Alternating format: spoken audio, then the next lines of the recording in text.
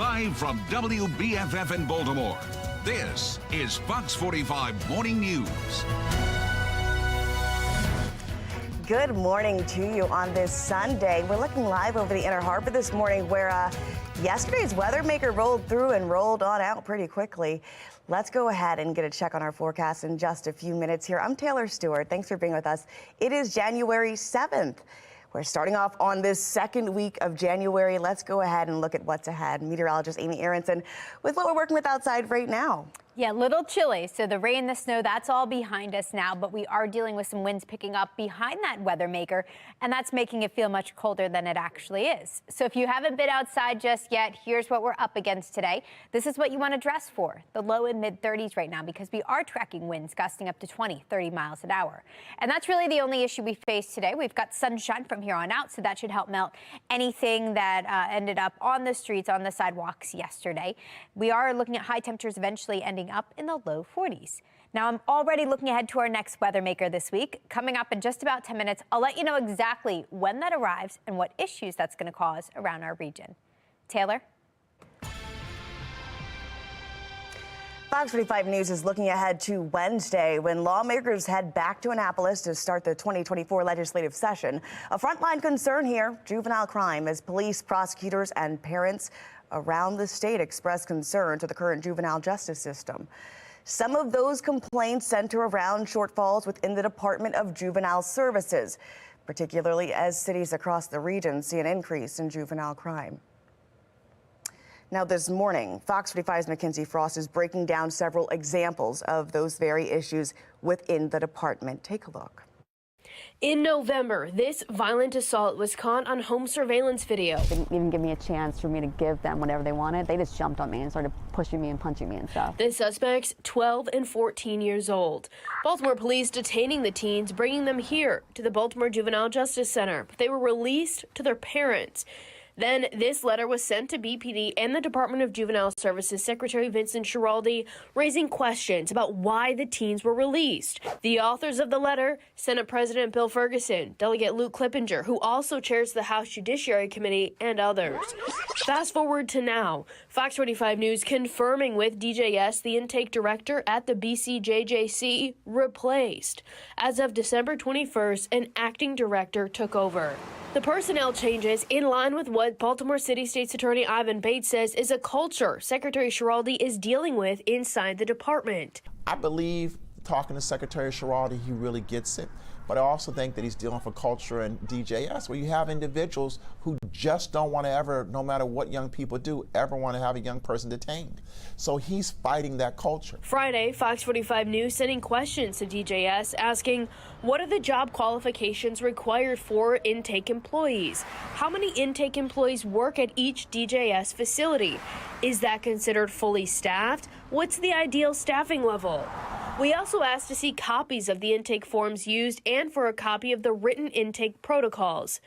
Meanwhile, there remains to be questions about how cases are prosecuted. Currently, they act as a bit of a gatekeeper because it's their intake officers who are making the decision whether the case should be charged immediately or should be charged later, but still charged, or even not charged at all. Catherine Rosenblatt is the deputy chief of the juvenile division in the city state's attorney's office.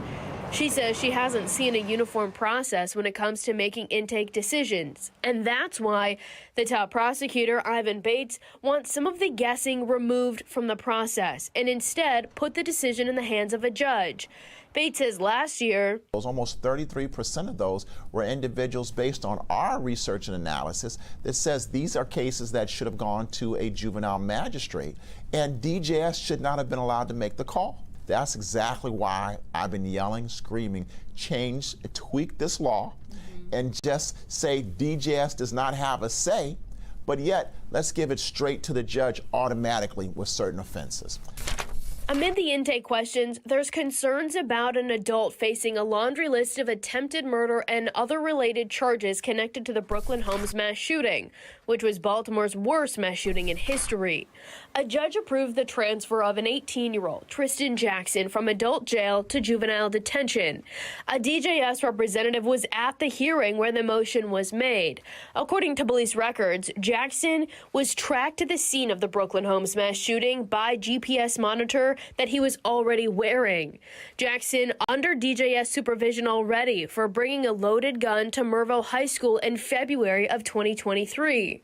Police say Jackson was seen on CCTV video spraying 5 rounds in the direction of several unknown people who were running away. It's incredibly unusual, if not unheard of. Baltimore area attorney Jeremy Eldridge calls the transfer outlandish and says it could set a dangerous precedent moving forward.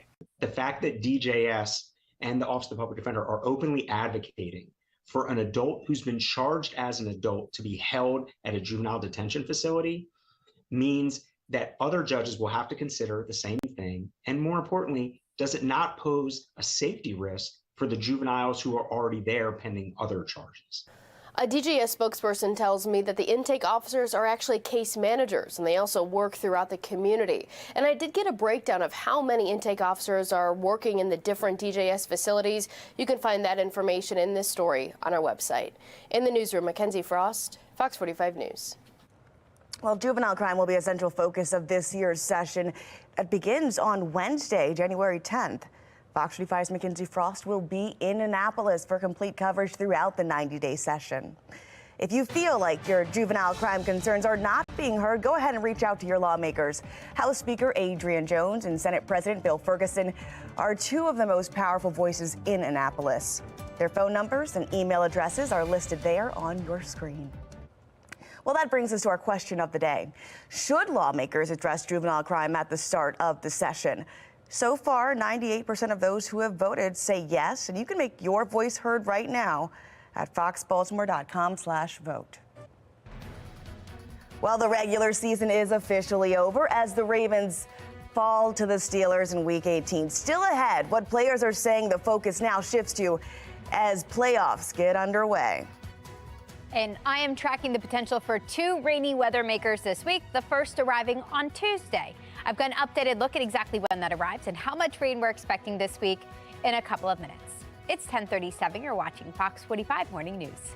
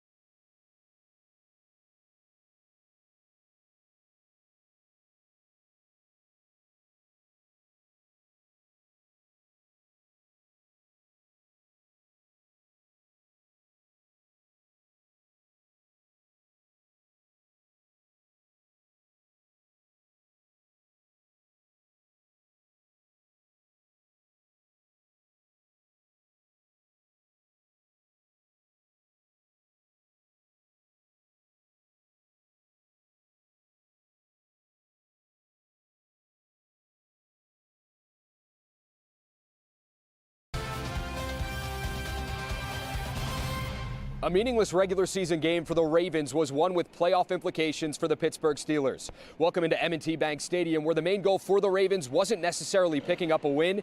It was getting out of this one as healthy as possible as they head into the playoffs with the 1 seed and a first-round bye.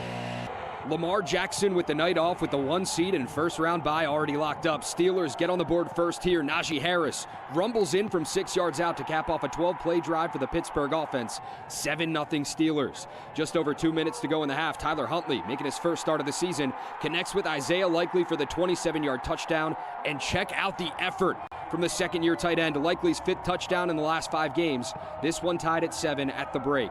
After a scoreless third, fast forward to the 4th, Mason Rudolph hits Deontay Johnson in stride, and he turns on the burners on his way to the end zone. 71 yards on the touchdown, 14-7 Steelers, as Pittsburgh goes on to win the regular season finale, 17-10. And the Ravens, their focus now shifts to playoff football. I'm proud of the team, coaches, players, everybody in the organization for what's been accomplished up until this point in the regular season. And now we have an opportunity and challenge to take it into the postseason and play the best football that we possibly can. With the regular season officially in the books, the focus now shifts to the playoffs. The AFC's 1 seed will enjoy a first-round bye, with players doing everything they can to get their minds and bodies right ahead of the divisional round. Take care of your bodies, get ready. We got the advantage. We get an off week to get our guys healed up, get some guys back. But like I said, we get a week of preparation early than what most guys get. I think it's going to benefit us a good way. We just got to keep playing like we've been playing for the past few weeks before this game, and we'll be okay. The Ravens wrap up the regular season at 13-4 as they gear up for a deep run in the playoffs. And while football players take it one day at a time, one game at a time, this team is looking to become just the 3rd in franchise history to hoist that Lombardi Trophy high. For now at M&T Bank Stadium, Rocco DeSangro for Sports Unlimited. Well, the Ravens are headed to the playoffs, and we want to see how you are showing off all your purple pride. All you have to do is scan that QR code or join us on FOX45, where you can upload your pictures or videos. It is all powered by Stackla under that Chime In feature. Well, we've got some new video in our newsroom that appears to show a group of juveniles shooting outside of a Baltimore mall. We're talking about Bundaman, that latest incident as police investigate. And a convicted felon on federal probation is back on the run. After the break, we have an update on the search for the suspect and the Halloween scare he's accused of committing. You're watching Fox 45 Morning News, all local, all morning.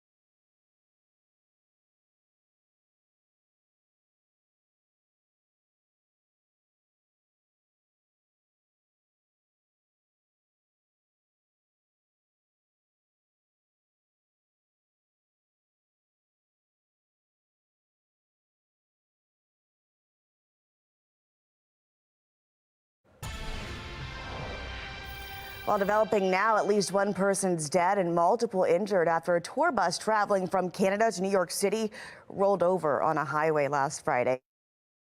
shows the tour bus flipping on its side along Interstate 87 in upstate New York.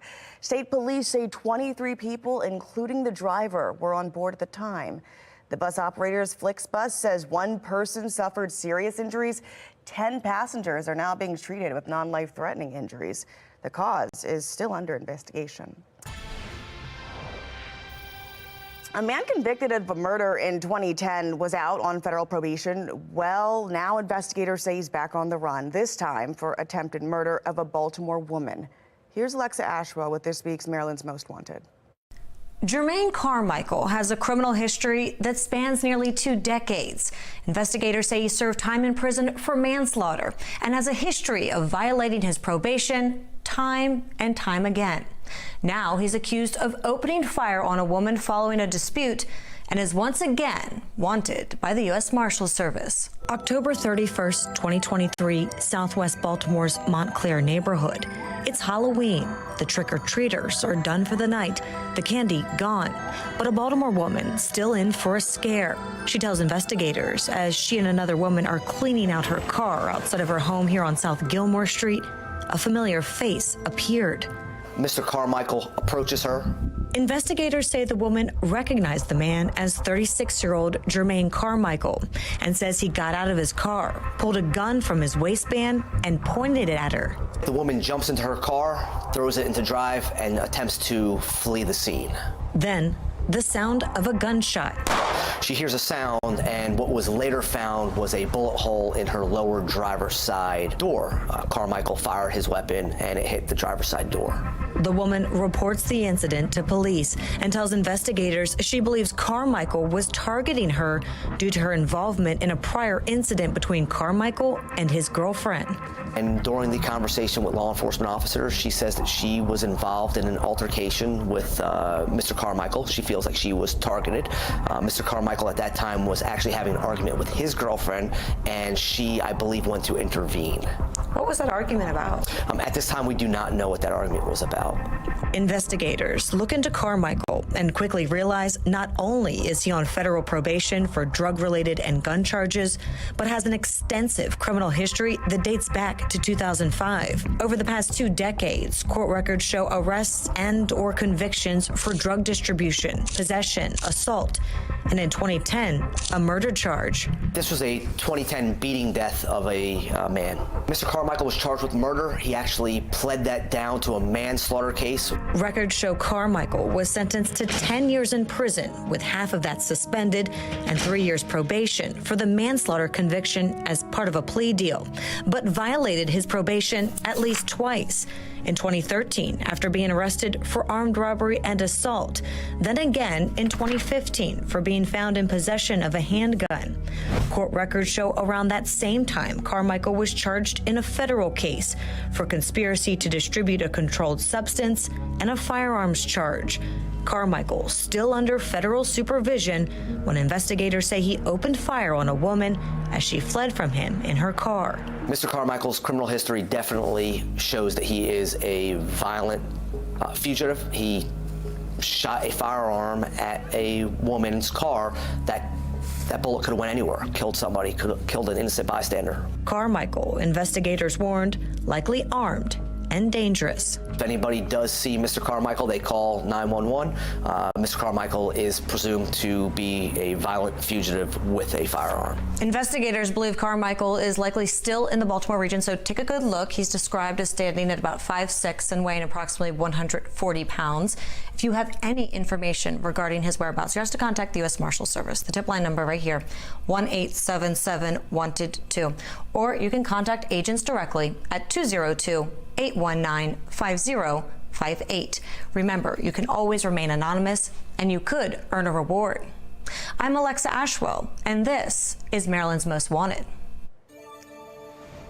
The Baltimore Police Department is looking for a group of teenagers in connection to a shooting at Mondawmin Mall. It left a UPS driver injured.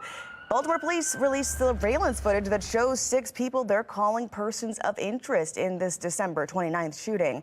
You can see them there walking out of the mall and to their cars when 2 other males come out of that mall as well. Police say that's when Juvenile spotted those individuals and they began shooting before driving away. No one in the group was hurt, but a stray bullet did pierce a UPS worker in the ankle. I hope they find them too. You know, we got to get this I call them scum off the streets. You know, it's sad that you can't walk outside these days without, you know, getting hurt or something like that. There's now a $4,000 reward for information leading to an arrest of anyone involved in that shooting. We are just 7 days into the new year and once again seeing a spike in carjackings. The Baltimore Police Department arrested 3 teenagers connected to an armed carjacking in Northwest Baltimore on Thursday. Investigators say this happened at Park Heights Avenue around 6:20 in the morning. Those teens approached the driver at gunpoint, they say. Now, just a few hours later, police spotted them and that stolen car miles away on Reisterstown Road. This case marked the 6th carjacking reported in Baltimore just the first few days into the new year. I don't want to hear apologies. I want to hear what we're going to be doing for the kids. And we've had the opportunity to really talk, to share, and to say, what could we do united to, you know, hopefully fix the problems that we're suffering together. Another recent crime involving a targeting of a U.S. Postal Service vehicle. Now, according to U.S. Postal Police, 4 young people vandalized and stole items from a postal vehicle as an employee was delivering mail in North Baltimore's village of Cross Keys back on December 30th. A $100 reward is now being offered in this case, according to a spokesperson with U.S. Postal. If you have a stolen car story or know somebody who's been impacted by this spike in auto thefts and carjackings, we do want to hear about it. Scan the QR code on your screen, tell us what happened, or go ahead and send us an email to news@foxbaltimore.com. All right, let's talk about your forecast here. Meteorologist Amy Aronson. I mean, we saw a wintry mix, but not much yesterday. Here and gone. Yeah, here and gone, quick mover. If you were north, you probably saw a little bit of snow. If you were south, you probably saw pretty much nothing. At BWI Airport, picked up a trace, so not enough to end our snow drought. It continues, 709 days and counting since we've seen at least an inch of snow officially at the airport. Right now, we're just seeing some sunshine. Shine down on the Inner Harbor, looking beautiful at this hour. Still chilly out there, 42 degrees under mostly cloudy skies. Winds are picking up, coming in out of the west right now at 11 miles an hour. And winds will continue to ramp up today behind this weather maker. Still dumping snow in New England. That's the system that sent us the weather yesterday. So that's moving on. Coming in behind it, it's going to be breezy today, but it's going to be drier. And we will remain dry both today and tomorrow. Gives us a chance to catch our breath before the next weather maker arrives. So high pressure zips past us tomorrow. Come Tuesday, we're tracking this, another mess. I think it's mostly rain for us. This forecast model showing that brief snow potential north and west in spots like Carroll County. But for everybody, I really think it's rain. That's the case by 10 a.m. and then steady rain all day long, straight through Tuesday night when we'll see some moderate to heavy rain at times. That gets out of here overnight Tuesday. By Wednesday morning, we're pretty much dry again.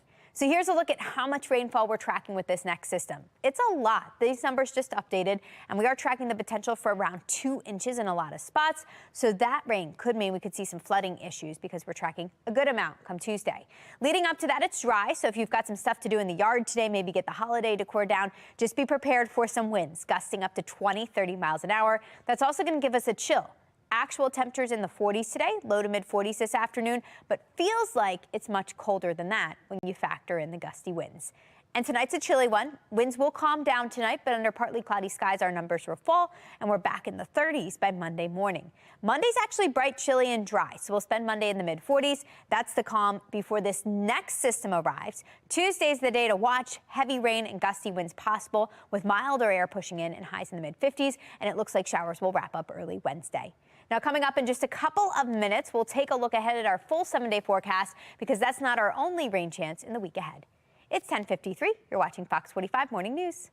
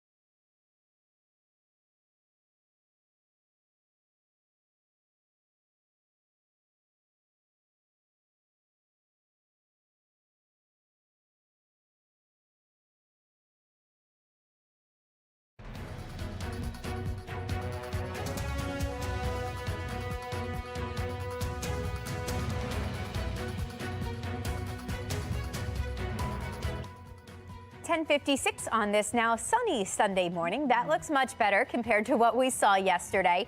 If maybe you stayed home yesterday and just kind of waited out the winter mess, today looks much better for anything you want to do outside. Little breezy and blustery and chilly, mid-40s today. Tomorrow's a quiet day before our next storm arrives. This one will be a heavy rain producer and also send us some gusty winds. Mild air comes in with it, though, so mid-50s on Tuesday into Wednesday. Wednesday, we wrap up with some showers early, and after that, we'll take a brief pause again from the unsettled weather. But already looking ahead to next weekend, looks like we will be tracking another storm. Not really a snow producer here, but another chance for some rain at least. Some